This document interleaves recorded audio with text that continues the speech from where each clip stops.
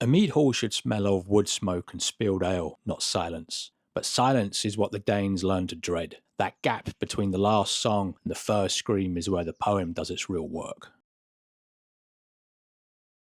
Grendel is not a monster in the way Hollywood would have you believe. He's a cultural wrecking ball aimed at the one thing that holds the whole society together, the belief that your people will keep you safe.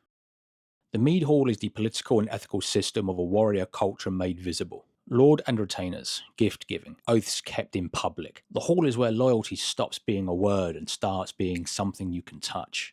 A roof, a fire, a bench, full of men who have sworn to stand with you. So when Grendel attacks, he's not kicking in a door, he's breaching the entire social contract. The poem knows this. It frames his violence as an assault on the institutional heart of society itself. Scholars are clear on this point. Grendel's hostility is about the whole world, the order, the hospitality, the political meaning of fellowship. This is why the horror lands differently when you read it cold. It is not a creature feature, it is a study in what breaks first when protection fails.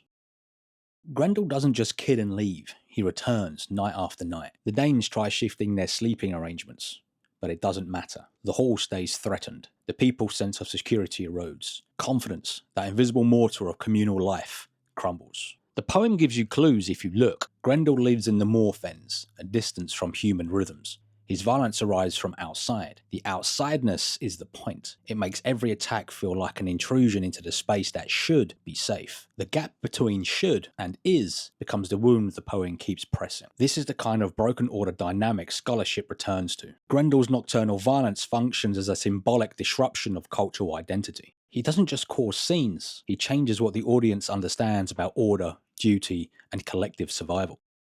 In a warrior culture, violence is not a glitch, it has a function. The Lord protects, the retainers stand with the Lord. The community sustains the structures that make collective life possible. These are concrete duties, not ideals you pin to a wall. When Grendel attacks, the whole machinery is put to the test. If the hall cannot protect its people, loyalty loses its meaning. If no one answers the breach, the whole world becomes hollow, the stage set. The arena no longer functions as a refuge. So the heroic fight is not entertainment, it's restoration work. Beowulf's violence is a socially coded performance. It threatens order only to reaffirm it through the act of winning. The monster forces the question, the hero answers it.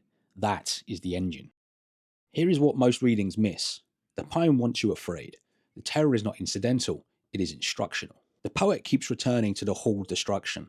The shock of the monster's presence, the dread that doesn't fade. Critical tradition notes how promises of victory are continuously overbalanced by effects of fear. The sense of peril stays active rather than cooling off.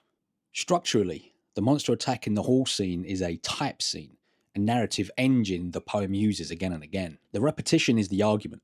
Each return to the same crisis makes you feel how fragile order is when enforcement fails. The horror is part of the poem's case about community vulnerability and the necessity to respond.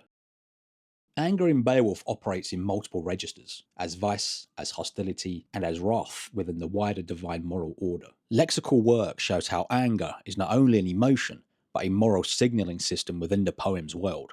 Even when Grendel's rage feels personal in the scene, it is narratively tied to the broader clash between the whole world's order and the monster's destructive terror-producing opposition. The poem characterizes Grendel's hostility as hostile to the values that define communal legitimacy. The anger isn't a mood, it's a mechanism.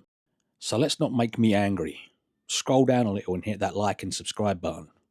And while you're down there, leave me a comment. I'd like to know your thoughts on this. Grendel is terrifying because terror reveals the community's obligations. When order fails, the hall becomes a test. Are loyalty and protection real enforceable duties? Or are they just things people say when the mead is flowing?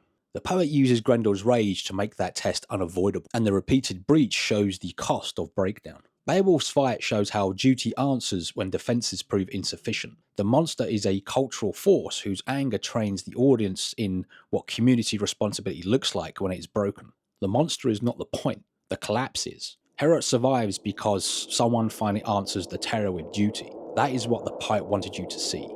The rest is just folklore.